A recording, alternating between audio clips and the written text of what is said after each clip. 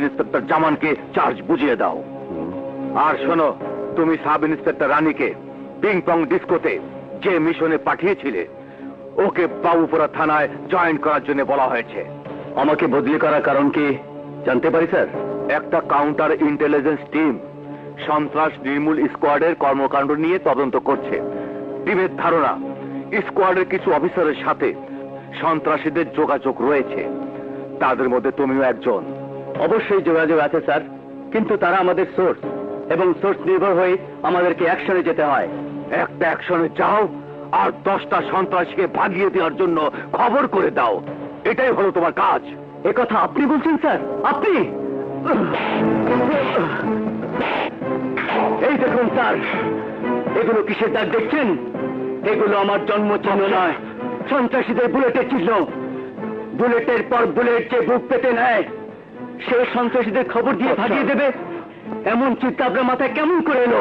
Inspector বাদশাহ দুশ্মনদের দিকে গুলি ছুড়ে নিজের পোশাকের দিকে তাকিয়ে কারো মুখ চেয়ে নয়। থাম বাদশাহ, থাম। না রাজা, না। আমি যদি নিজের মাথাটা কেটে ওনার সামনে ফেলি, তবু উনি বিশ্বাস করবেন না যে আমি একজন সত্যিকারের জানবাজি রাখা সিপাহী। I damn care. বাদশাহ ছেড়ে দে রাজা, থাম। ছেড়ে দে আমাকে। থাম বাদশাহ, থাম। না রাজা, করবো না আমি এমন চাকরি।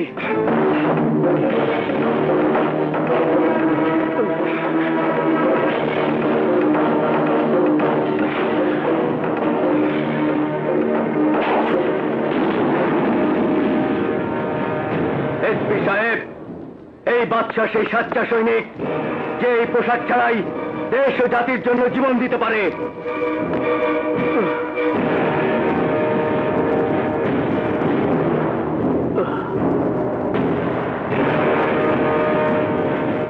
স্যার, এটা একটা বিরাট ভুল করলেন আপনি।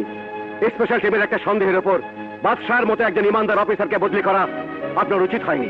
অনেক সন্দেহ শুধু সন্দেহই থেকে যায়, সত্য হয় না। অথচ শুধু সন্দেহের উপর ভর করে বাদশাদের মতো অফিসারদের অবিশ্বাস করার কারণেই শত শত বাদশা বিপদগামী হয়ে যায়। তুমি বুঝতে পারছো না রাজা, এই সিদ্ধান্ত আমার নয়, উপরের। যদি সাহস থাকতে যাও, যে কথাগুলো তুমি আমাকে বললে সেই কথাগুলো ডিআইজি সাহেবকে কি বলো, যাও।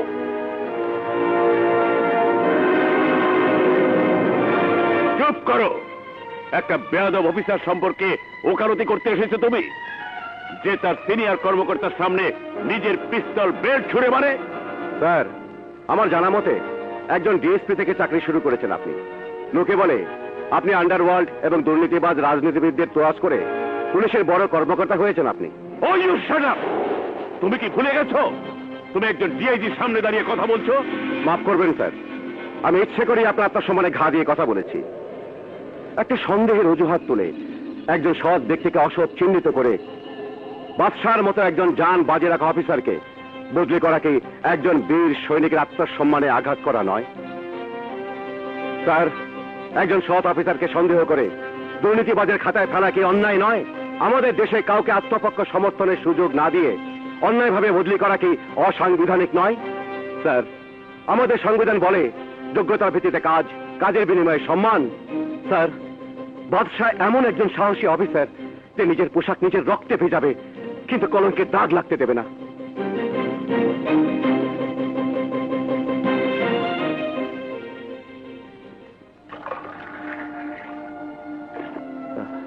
না, এ কি করছো বাদশাহ? নিজেকে এভাবে কেন ধ্বংস করে দিচ্ছ? আমি তো ধ্বংস হয়ে গেছি রানী। কর্তব্যের সাথে বেইমানির অপবাদ, কর্তৃপক্ষের অবিশ্বাস আমাকে ধ্বংস করে দিয়েছে। সামনে সন্ত্রাসীদের বন্দুক আর পিছনে পুলিশের রক্তচক্ষু। আমাকে তো কস্তারে জীবন দিতেই হবে। না না বাদশাহ, ও কথা বলো না। কেন বলবো না? একজন বেইমানের মৃত্যু আর কিভাবে হতে পারে? কি এটা? আমাকে গ্রেফতার করার ওয়ারেন্ট, নাকি একজন গাদ্দার পুলিশ অফিসারের বাড়ি সার্চ করার অর্ডার? খুশিতে আরো 2 পেগ মদ বেশি খাওয়ার অর্ডার। মানে? মানে ফাইল খুলে দেখ, তোর বদলে ক্যান্সেল। হ্যাঁ, এসব তুই আমার জন্য করেছিস? না, নিজের জন্যে, কারণ ডিপার্টমেন্টে তোর মতো অফিসারের দরকার আছে, আর আমার বোনটির জন্যে তোর মতো একজন স্বামী দরকার। এসো রানী। ও বাদশা